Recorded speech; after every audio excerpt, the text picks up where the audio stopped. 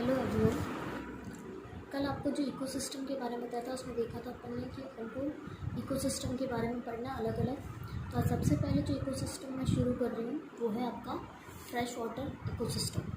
Fresh water ecosystem की अगर हम बात करते हैं तो फ्रेश वाटर को हिंदी में बोलते हैं अलवणीय जल पारिस्थितिकी तंत्र। अलवणीय दैट मीन्स जिसके अंदर सॉल्ट्स वगैरह जो होते हैं वो कम होते हैं।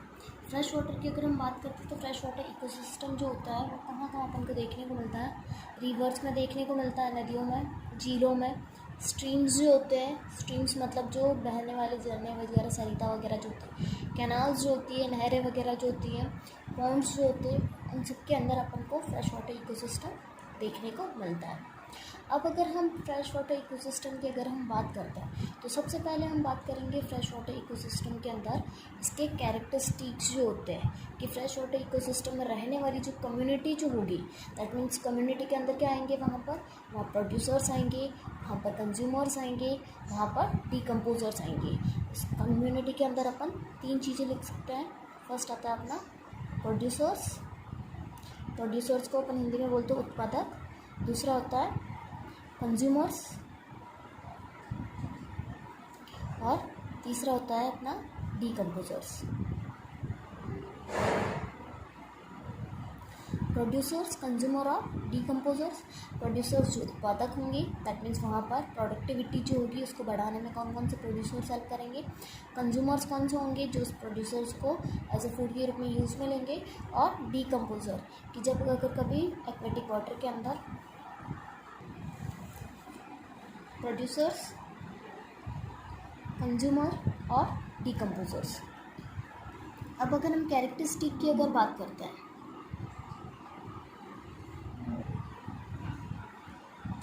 कैरेक्टरिस्टिक में सबसे फर्स्ट आएगा, सबसे पहला फ्रेश वाटर के अंदर लो सॉलिनिटी पाई जाती है। लो सॉलिनिटी का मीन होता है अल्प लवणता जो होती है वो पाई जाती है। लवण जो होते हैं, अगर हम मराइन वाटर की बात करते हैं तो वहाँ पर लवणीय जल होता है, वहाँ पर सॉल्ट्स जो होंगे उनका नंबर जो होगा या उनका अमाउंट जो होगा वो ज़्यादा पाया जाएगा, लेकिन फ्रेश वाटर के अंदर उनका अमाउंट जो होता है वो कम होता है। सॉल्ट्स कौन कौन से हो सकते हैं, मेनली जो सॉल्ट होता है वाटर के अंदर वो होता है NaCl, sodium chloride. Sodium chloride के अलावा कैल्शियम, मैग्नीशियम, बोराक्स वगैरह ये सारे के सारे सॉल्ट जो होते हैं वो पाए जाते हैं। सेकेंड चीज़ आती है, अगर सॉल्ट्स कम है तो साथ साथ में उसका जो ऑस्मोटिक प्रेशर होगा, ऑस्मोटिक प्रेशर मतलब परासरण दाब जो होगा कि वाटर कितना एनिमल की बॉडी में एंटर करता है। अगर वाटर के अंदर सॉल्ट्स अगर कम है तो वाटर एनिमल की बॉडी के अंदर कम एंटर करेगा। वैसे भी जो फ्रेश वाटर के अंदर जो ऑर्गेनिज्म जो पाए जाते हैं वो पोइकिलोथर्म होते हैं। पोइकिलोथर्म दैट मीन्स कि वो अपना बॉडी टेम्परेचर जो होता है वो चेंज नहीं कर सकते अकॉर्डिंग टू देयर एनवायरनमेंट। तो उसकी वजह से उनके अंदर क्या होगा, लो ऑस्मोटिक प्रेशर जो होता है वो भी पाया जाता है। थर्ड चीज़ देखने को मिलती है टेम्परेचर फ्लक्चुएशंस कि जो फ्रेश वाटर इकोसिस्टम होता है, फ्रेश वाटर इकोसिस्टम में हमें बहुत ज़्यादा टेम्परेचर फ्लक्चुएशन देखने को मिलता है। टेम्परेचर फ्लक्चुएशन की अगर हम बात करते हैं तो विंटर के टाइम पे फ्रेश वाटर बॉडी का टेम्परेचर जो होता है वो बहुत ज़्यादा कम हो जाता है। वहीं अगर समर के अंदर हम बात करते हैं तो समर के अंदर सरफेस का जो टेम्परेचर होगा वो हाईएस्ट हो जाएगा, मिडल वाला जो होगा मिडल में टेम्परेचर कम होगा और बॉटम के अंदर टेम्परेचर कम होगा। मीन्स अलग अलग लेवल के ऊपर अलग अलग टेम्परेचर बनता है। सरफेस के ऊपर हाईएस्ट रहेगा, मिडिल में कम और सबसे बॉटम में सबसे कम रहेगा। फोर्थ कैरेक्टरिस्टिक आता है फ्रेश वाटर कम्युनिटी के अंदर लाइट कि लाइट जो है वो वाटर के अंदर कितनी पेनिट्रेट कर रही है, कितनी वो अंदर तक जा रही है। अगर हम लेक्स, पॉन्ड्स वगैरह की बात करते हैं तो बहुत सारी वाटर बॉडी जो होती है वो ऐसी होती है जिनके अंदर लाइट जो होती है वो बहुत डेप्थ तक पेनिट्रेट कर सकती है, बहुत गहराई तक वो जा सकती है, जहाँ का वाटर जो होगा क्लीन होगा वहाँ पर। वहीं अगर वाटर के अंदर टर्बिडिटी अगर ज़्यादा है, सॉइल वगैरह जो होगी वो ज़्यादा होगी, मिट्टी वगैरह ज़्यादा होगी, तो वहाँ पर लाइट की पेनिट्रेट करने की जो कैपेसिटी होगी वो बहुत ही कम हो जाएगी। तो लाइट के बेसिस पर हम क्या करते हैं, फ्रेश वाटर बॉडी को 3 मेनली रीजन के अंदर डिवाइड करते हैं। वो सबसे फर्स्ट आता है लिटरोलर जोन, सेकेंड आता है लिम्नेटिक और थर्ड आता है प्रोफंडल। जो लिटरोलर जोन होता है वो तटीय क्षेत्र होता है, मतलब सरफेस वाला, वहाँ पर लाइट जो होता है वो लाइट इजीली वहाँ पर पेनिट्रेट हो सकती है। दूसरा लिम्नेटिक जोन जो होता है वो प्रकाशीय क्षेत्र होता है, मतलब वाटर बॉडी के अंदर कितनी गहराई तक लाइट जो है वो अंदर तक जा पा रही है। जहाँ जहाँ तक लाइट जा पा रही है उस पूरे वाटर के अंदर वाले एरिया को हम क्या बोलेंगे, लिम्नेटिक जोन बोलेंगे। और वहाँ तक लिम्नेटिक जोन के अंदर क्या होगा कि जो प्लांट्स वगैरह जो पाए जाएंगे वो फोटोसिंथेसिस कर सकते हैं। थर्ड जो आता है जहाँ पर लाइट जो होती है वो पेनिट्रेट नहीं हो पाती है, वो होता है प्रोफंडल जोन, जहाँ पर लाइट नहीं पहुँच पाती है। तो वहाँ पर कैसा होता है, जो डार्कनेस वाला जो रीजन होता है, अंधकार वाला जो क्षेत्र होता है, वो प्रोफंडल जोन के अंदर आता है। तो ये भी डिपेंड करता है लाइट के ऊपर। फिर आता है लाइट के साथ साथ में टर्बिडिटी जो होती है वो भी लिमिटिंग फैक्टर के रूप में काम करती है। अगर सॉइल जो होगी, सॉइल की क्वांटिटी अगर ज़्यादा है, सिल्ट जो होगा, गाद जो होता है वो अगर वाटर बॉडी के अंदर ज़्यादा है तो टर्बिडिटी वहाँ पर ज़्यादा होगी, लाइट जो होगी वो ज़्यादा अंदर तक पेनिट्रेट नहीं कर पाएगी। अगर वहाँ पर सॉइल वगैरह जो होगी वो कम होगी तो लाइट जो होती है वो बहुत गहराई तक भी जा सकती है। तो टर्बिडिटी जो होती है, टर्बिडिटी साथ साथ में टर्बिडिटी को अफेक्ट करने के लिए उसके अंदर जो ऑर्गेनिज्म जो पाए जाते हैं, प्लांट्स वगैरह जो पाए जाते हैं, वो भी टर्बिडिटी को अफेक्ट करते हैं। जितना ज़्यादा फ्लोरा और फोना होगा उतना ही ज़्यादा क्या होगा, टर्बिडिटी भी बढ़ेगी। अगर फ्लोरा और फोना अगर कम होता है तो वाटर की टर्बिडिटी जो होती है वो भी कम होती है। जैसे अपन कहीं कहीं देखते हैं कि पानी जो होता है वो बहुत ज़्यादा गंदा सा होता है, धुंधला सा पानी होता है, जहाँ जबकि बहुत सारी जगहों पर पानी जो होता है वो क्या होता है, एकदम फ्रेश होता है, एकदम क्लीन होता है, ट्रांसपेरेंट होता है। तो वो डिपेंड करता है टर्बिडिटी के ऊपर। उसके बाद में आता है वाटर के अंदर बहुत सारी गैसेस जो डिज़ोल्व होती हैं, तो गैसेस की क्वांटिटी जो होती है वो भी वाटर बॉडी के डेप्थ के ऊपर डिपेंड करती है। अगर अगर डेप्थ है उस वाटर बॉडी की तो वहाँ पर ऑक्सीजन जो होगी वो कम होगी, क्योंकि अंदर तक ऑक्सीजन जो होती है वो नहीं पहुँच पाती है। वहीं अगर कोई कम गहराई वाली अगर वाटर बॉडी हुई तो वहाँ पर ऑक्सीजन का लेवल जो होगा वो हाई होगा। साथ साथ में इसके बाद में आता है लास्ट कैरेक्टरिस्टिक के अंदर न्यूट्रिशन जो होता है, कि न्यूट्रिशन डिपेंड करता है उस वाटर बॉडी के अंदर, फ्रेश वाटर के अंदर रहने वाले फ्लोरा और फोना, वहाँ पर कितने तरह के प्लांट्स हैं, एल्गी वगैरह जो है वो किस तरह से ग्रो कर रहे हैं। साथ साथ में उनको कंज्यूम करने के लिए कंज्यूमर जो है उनका नंबर जो है वो कितना प्रेजेंट है, तो न्यूट्रिशन जो होता है वो भी अफेक्ट करता है। अब अगर अपन बात करते हैं फ्लोरा और फोना की, बात करते हैं कि फ्रेश वाटर के अंदर कौन कौन सा फ्लोरा और फोना जो होता है पाया जाता है, तो मेनली अपन मेन कैटेगरी में अगर डिवाइड करें तो प्रोड्यूसर्स के रूप में फ्रेश वाटर के अंदर ऑलमोस्ट एल्गी जो होती है वो एल्गी अपन को देखने को मिलती है। कंज्यूमर की अगर हम बात करते हैं तो कंज्यूमर के अंदर मोस्ट ऑफ दी क्रस्टेशियंस जो होते हैं, क्रस्टेशियंस मतलब जो जैसे केकड़े वगैरह जो होते हैं, बिच्छू वगैरह जो होती है, वो छोटी छोटी सी फिशेज़, अगर वाटर बॉडी स्मॉल है तो वहाँ पर छोटी छोटी सी फिशेज़ देखने को मिलेगी। छोटे छोटे से जो एक्वेटिक इंसेक्ट्स होते हैं वो देखने को मिलते हैं। डिकम्पोज़र की बात करते हैं कि इन जब भी है ना ये इनकी डेथ हो जाती है, इनका लिविंग टाइम जब कंप्लीट हो जाता है तो उस टाइम पे कौन से एनिमल जो होते हैं इनको डिकम्पोज करते हैं वाटर बॉडी के अंदर, कौन से इनको डिस्ट्रॉय करने का काम करते हैं, तो एक्वेटिक बैक्टीरिया जो होते हैं, एक्वेटिक फंगस जो होते हैं वो क्या करते हैं, इनको डिस्ट्रॉय करने का काम करते हैं। तो मेनली फ्रेश वाटर हैबिटेट के अंदर फ्लोरा और फोना जो होता है उसके अंदर एल्गी, क्रस्टेशियंस और एक्वेटिक बैक्टीरिया के रूप में ये पाए जाते हैं। अब अगर हम बात करते हैं कि अगर एक्वेटिक एनिमल्स के ग्रुप की बात करें तो बहुत सारे एक्वेटिक एनिमल को अलग अलग ग्रुप के अंदर डिवाइड किया गया, जिसमें सबसे पहला आता है बेंथोस। कि बेंथोस हम एक्वेटिक ग्रुप के अंदर या एक्वेटिक एनिमल के अंदर हम बेंथोस किनको कहेंगे, ऐसे माइक्रो ऑर्गेनिज्म जो धरातल पर चिपके रहते हैं, या फिर इनके अंदर मैक्रो ऑर्गेनिज्म भी आ सकता है जो कि हमेशा बॉटम के अंदर जो सबसे नीचे की तली के ऊपर जो पाए जाते हैं तो उनको कहते हैं बेंथोस। बेंथोस का मीनिंग ये होता है कि जो बेंथिक ऑर्गेनिज्म होते हैं, बेंथिक दैट मीन्स जो बॉटम से रिलेटेड होता है, जो सबसे वाटर की जो सबसे डेप्थ जगह जो होगी, सबसे गहराई वाली जगह जो होगी वहाँ पर धरातल पर चिपके हुए रहते हैं और ये वहीं पर अपना फूड लेते हैं। ये ऊपर की तरफ सरफेस की तरफ बहुत ही कम मूवमेंट करते हैं। सेकेंड आता है पेरीफाइटोन। पेरीफाइटोन जो होते हैं ऐसे ऑर्गेनिज्म होते हैं जो वाटर के अंदर पाए जाने वाले जितने भी प्लांट्स होते हैं उन प्लांट्स की लीव्स के ऊपर, उनके स्टेम्स के ऊपर, वहाँ पर क्या होते हैं ये पाए जाते हैं, वहाँ पर ये चिपके रहते हैं, तो इसलिए उनको बोला जाता है पेरीफाइटोन। उसके बाद थर्ड कैटेगरी आती है प्लैंकटोन्स। अगर हम प्लैंकटोन्स की अगर बात करते हैं तो प्लैंकटोन्स जो होते हैं most of the micro organism होते हैं जिनको अपन नेक्ड आई से नहीं देख सकते, लेकिन कुछ जो होते हैं वो मैक्रो ऑर्गेनिज्म भी होते हैं जिनको अपन नेक्ड आई से भी देख सकते हैं। ये प्लैंकटोन्स जो होते हैं इनकी खास बात होती है कि ये हमेशा जिस साइड में वाटर मूवमेंट कर रहा है, मतलब जैसे हवा चल रही है जिस धारा में जिस दिशा में वाटर की धारा जो है वो मूव कर रही है, तो उसी के साथ साथ में ये प्लैंक्टन्स जो होते हैं ये भी मूवमेंट करते हैं। प्लैंक्टन्स जो होते हैं ये भी दो तरह के होते हैं, एक होते हैं फाइटोप्लैंक्टन्स, दूसरे होते हैं ज़ूप्लैंक्टन्स। जो प्लांट के जो प्लैंक्टन्स होते हैं उनको फाइटोप्लैंक्टन बोला जाता है, और जो एनिमल के जो होते हैं उनको ज़ूप्लैंक्टन बोला जाता है। फिर आता है नेक्टोन। नेक्टोन जो होते हैं ये भी माइक्रो ऑर्गेनिज्म होते हैं, लेकिन ये प्लैंक्टन से किस तरह से डिफरेंट होते हैं। प्लैंक्टन धारा के साथ में धारा की दिशा के अंदर तैरते हैं, लेकिन नेक्टोन के लिए ऐसा कोई ज़रूरी नहीं होता, ये वाटर के अंदर किसी भी दिशा में तैर सकते हैं। फिर आता है नस्टोन। नस्टोन जो होते हैं, जो सरफेस के ऊपर तैरने वाले जीव होते हैं, उनको हम नस्टोन के रूप में जानते हैं। अब अगर हम फ्रेश वाटर हैबिटेट की बात करें तो फ्रेश वाटर हैबिटेट को भी फिर से दो कैटेगरी में डिवाइड किया गया। फर्स्ट आता है लैंटिक फ्रेश वाटर, सेकेंड आता है lotic fresh water. Lentic fresh water जो होता है उसको हम स्थिर अलवणीय जलीय तंत्र भी कहते हैं, और लॉटिक को गतिमय। गतिमय मतलब जहाँ पर वाटर जो है वो कंटिन्यू मूव कर रहा है, एक जगह पर नहीं ठहर रहा है। और दूसरा लैंटिक के अंदर जहाँ पर ठहरा हुआ पानी जो होता है, जैसे हम तालाब की बात करें, झील की बात करें, तो वहाँ पर क्या होता है, पानी जो होता है भरा रहता है। लेकिन वहीं अगर हम झरने की बात करेंगे, नदी की बात करेंगे, कैनाल नहर की बात करेंगे, तो वहाँ पर पानी जो होगा वो क्या करेगा, मूवमेंट करता जाएगा। तो वो किस में आएंगे, लॉटिक के अंदर आएंगे, और लैंटिक के अंदर स्थिर वाले लिख देते हैं। इसके अंदर आता है स्थिर के अंदर पॉन्ड आती है, लेक आती है। लॉटिक के अंदर कौन सा आता है, स्ट्रीम आ गई, कैनाल्स आ गई, उसके बाद में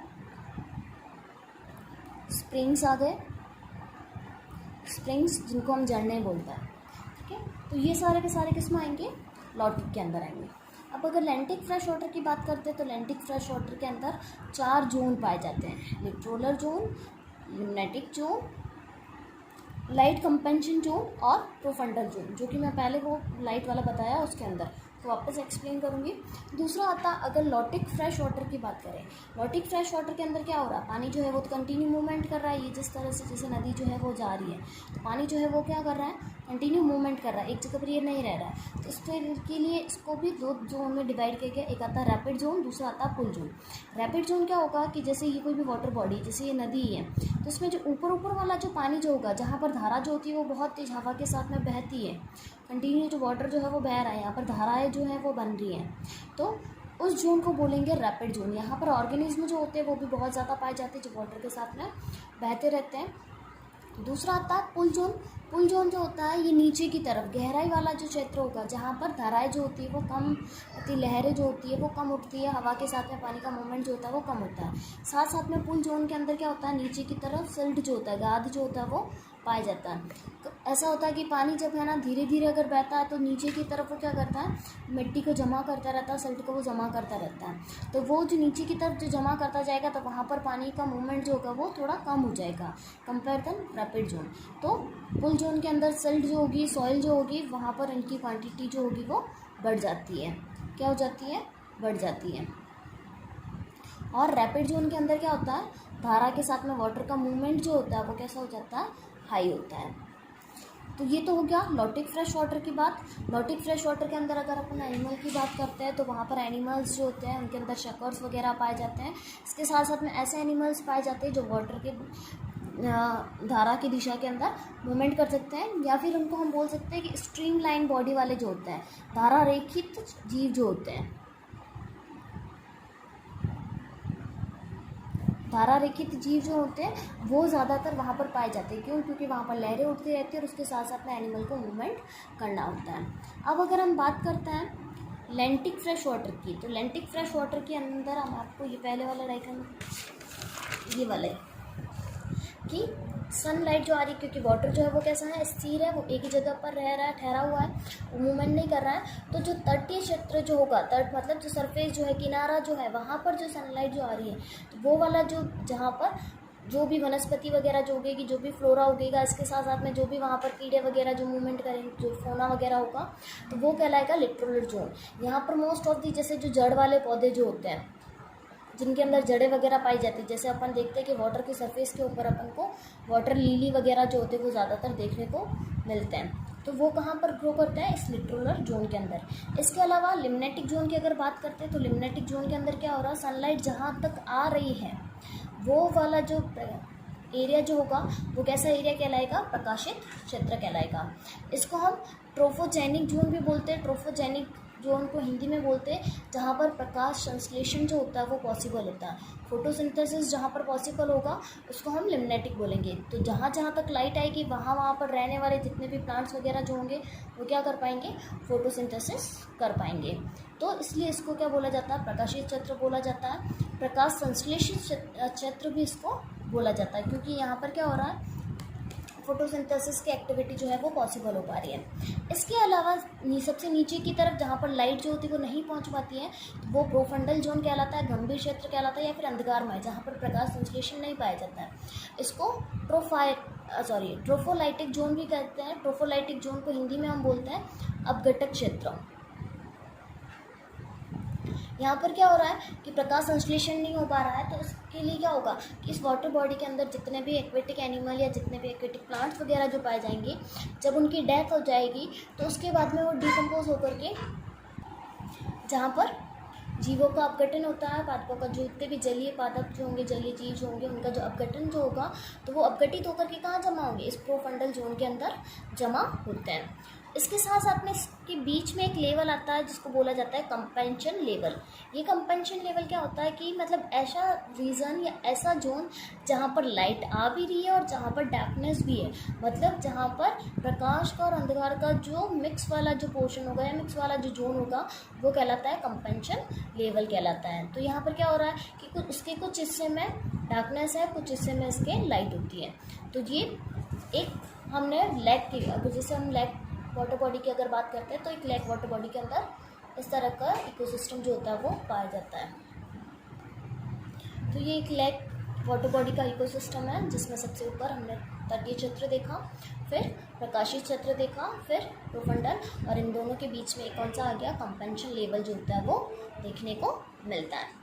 अब अगर हम बात करते हैं कि लेग्स जो होती है, लेग्स कितने तरह की होती हैं, तो लेग्स जो होती है उसको मेनली 3 कैटेगरी के अंदर डिवाइड किया गया है। फर्स्ट आती है ओलिगोट्रॉफिक लेग। ओलिगोट्रॉफिक लेग की अगर हम बात करते हैं तो ओलिगोट्रॉफिक लेग को हम हिंदी में अल्पपोषी लेग जो होती है इसके नाम से भी जाना जाता है।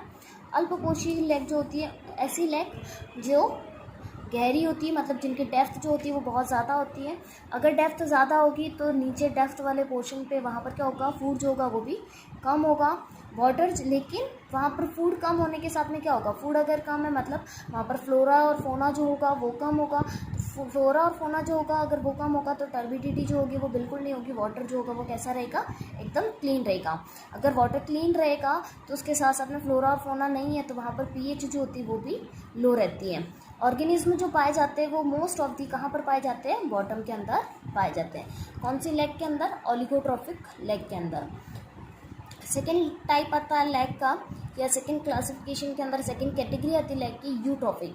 यूट्रॉफिक लेग जो होती है उसको सुपोषी बोलते हैं। ये कम गहरी होती है, शैलो होती है। शैलो का मतलब उथली, या फिर हम इसको कम गहरी बोल सकते हैं।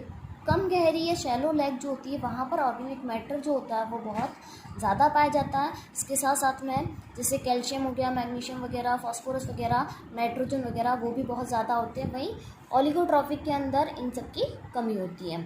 अगर ऑर्गेनिक मैटर बहुत ज़्यादा है मतलब न्यूट्रिशन बहुत ज़्यादा होने के चांसेस हैं, तो वहाँ पर क्या होगा, न्यूट्रिशन बहुत ज़्यादा है तो न्यूट्रिशन होने के साथ साथ में वहाँ का फ्लोरा और फोना जो होता है वो भी बायोडाइवर्सिटी उनकी रिच होती है। हाई फ्लोरा और फोना जो होता है वो पाया जाता है। साथ साथ में प्लैंकटन जो होते हैं, प्लैंकटन्स के सर्वाइविंग के लिए गैसेस वगैरह यही ज़रूरी, ऑर्गेनिक मैटर ज़रूरी होता है, तो प्लैंकटन्स भी वहाँ पर अच्छे से ग्रो करते हैं। तो उन लेग को बोला जाता है यूट्रॉफिक लेग। साथ साथ में ये जो होते हैं ये टर्बिड वाली लेग होती है। टर्बिड वाली लेग मतलब वहाँ पर टर्बिडिटी, फ्लोरा और फोना अगर ज़्यादा होगा तो टर्बिडिटी जो होगी वो कैसी होगी, ज़्यादा होगी। थर्ड आता है लेग का टाइप डिस्ट्रोफिक। डिस्ट्रोफिक जो होते हैं उसको दुष्पोषी बोलते हैं। डिस्ट्रोफिक जो होती है वो दोनों ही तरीके की हो सकती है, शैलो भी हो सकती है या फिर ज़्यादा डेप्थ वाली भी हो सकती है। वहाँ पर क्या होगा, यहाँ पर ऑर्गेनिक मैटर वगैरह जो होता है इनकी तो कमी होती है, साथ में फ्लोरा और फोना जो होता है वो भी कम होता है। क्यों? क्योंकि वहाँ पर ऑक्सीजन लेवल जो होता है वो बहुत कम होता है, गैसेस का अमाउंट जो होता है, ऑर्गेनिक मैटर का जो अमाउंट होता है वो बहुत कम होता है। लेकिन इन डिस्ट्रॉफिक लेग के अंदर क्या होता है, तो जो ह्यूमस जो होता है, ह्यूमस का अमाउंट बहुत ज़्यादा वहाँ पर पाया जाता है, इसलिए इन लेग्स को क्या बोला जाता है, डिस्ट्रॉफिक लेग्स बोला जाता है। अब अगर हम लैंटिक बायोटा की बात करते हैं तो लैंटिक बायोटा के अंदर सबसे पहले क्या आता है, प्रोड्यूसर्स आते हैं। प्रोड्यूसर्स जो होते हैं, प्रोड्यूसर्स के अंदर क्या होंगे, जो प्लैंक्टन्स होते हैं, फाइटोप्लैंक्टन्स जो होते हैं। इसके अलावा जो ग्रीन प्लांट्स जो होते हैं, जो फोटोसिंथेसिस के द्वारा अपना फूड बना सकते हैं, वो वहाँ पर होते हैं। इसके साथ साथ में वहाँ पर जो लिट्रोलर जोन होगा, लिट्रोलर जोन मतलब जो तटीय क्षेत्र होगा, वहाँ पर एल्गी जो होगा, एल्गी की बहुत सारे स्पीशीज़ वहाँ पर पाई जाती है। अगर कंज्यूमर के अंदर अगर हम बात करते हैं तो कंज्यूमर के अंदर इसमें हर एक कैटेगरी के कंज्यूमर जो होते हैं वो पाए जाते हैं। सबसे पहले जो कंज्यूमर्स होते हैं वो होते हैं जू प्लैंक्टन। जू प्लैंक्टन के अंदर डेफनिया आ गए, कॉर्पोपोड्स आ गए, ऑस्ट्रिकोडर्म्स, रोटिफोर्स वगैरह जो होते हैं वो इसके अंदर सम्मिलित होते हैं। नेक्ट्रॉन्स के अंदर पैरामीशियम, यूग्लिना वगैरह आ जाते हैं। न्यूस्टॉन्स जो होते हैं, न्यूस्टॉन्स का मैंने आपको बताया था कि जो सरफेस के ऊपर फ्लोटिंग करने वाले जो जीव होते हैं, तो उसमें प्रोटोजोन्स आ जाते हैं। वाटर स्पाइडर्स हो गई, बीटल्स वगैरह हो गए, मैंडक, सैलामेंडर्स, टर्टल्स वगैरह, स्नेक्स वगैरह, वो सारे के सारे न्यूस्टॉन्स जो होते हैं वो किस में पाए जाएंगे, लैंटिक के अंदर। उसके बाद अगर पेरीफाइटोन की बात करते हैं तो पेरीफाइटोन के अंदर पॉन्ड स्नेल्स आ गए, ड्रैगन फ्लाई आ गई, निम्फ्स वगैरह जो होते हैं वो सारे के सारे। इसके अलावा एनेलिडा के स्नेल्स हो गए, लार्वा हो गए, ये सारे के सारे क्या होते हैं, इसके अंदर पाए जाते हैं। तो ये क्या है, लैंटिक बायोटा। लैंटिक बायोटा में प्रोड्यूसर्स के रूप में एल्गी काम करेगा, फाइटोप्लैंक्टन्स काम करेंगे। कंज्यूमर के अंदर जू प्लैंक्टन्स होंगे, नेक्टॉन्स आएंगे, न्यूस्टॉन्स आएंगे, पेरीफाइटोन्स आएंगे, सारे के सारे क्या होंगे। और ये भी कहाँ पर, लैंटिक में भी लिट्रोलर वाले जोन के अंदर इतने सारे ऑर्गेनिज्म जो होते हैं वो पाए जाते हैं। अगर हम लिम्नेटिक जोन की अगर बात करते हैं तो लिम्नेटिक जोन के अंदर प्रोड्यूसर्स के रूप में फाइटोप्लैंक्टन्स आता है, स्पायरोगायरा, उडोगोनियम, डायनोफ्लैजिलेटम, ये सारे के सारे किसमें आएंगे, प्रोड्यूसर्स के रूप में आएंगे। और कंज्यूमर के रूप में इसके अंदर जो जू प्लैंक्टन्स होंगे, इसके अलावा जो नेक्टॉन्स जो होंगे वो सारे के सारे इसके अंदर इंक्लूड होते हैं। तो ये था अपना फ्रेश वाटर इकोसिस्टम या फ्रेश वाटर बॉडी के अंदर हमने दोनों तरीके के देख लिए, लैंटिक देख लिया, लॉटिक देख लिया, दोनों के बायोटा देख लिए, दोनों के अंदर रीजन्स कौन कौन से होते हैं वो सारे। नेक्स्ट वीडियो में हम देखेंगे मराइन इकोसिस्टम के बारे में, वहाँ का इकोसिस्टम में किस तरह से फ्रेश वाटर से डिफरेंट होता है। Thank you.